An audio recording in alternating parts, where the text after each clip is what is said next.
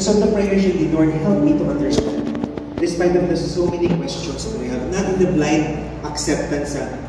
But dapat, ibig sabihin nun, matuto talaga tayo mag-research, talaga magtanong din. But not to be negative about the word, but to appreciate God's word. If this is what you said, help me to believe. When the tides all around are rising, still your faithful love surrounds.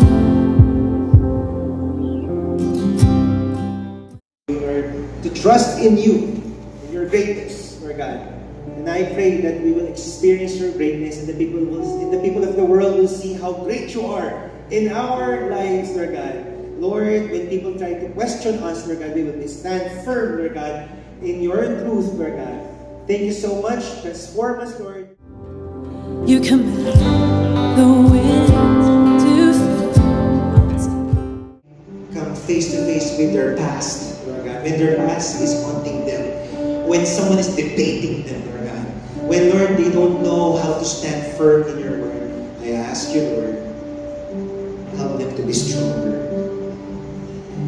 Because you are our omnipotent God. And by your great power, nothing is impossible for you. your joy.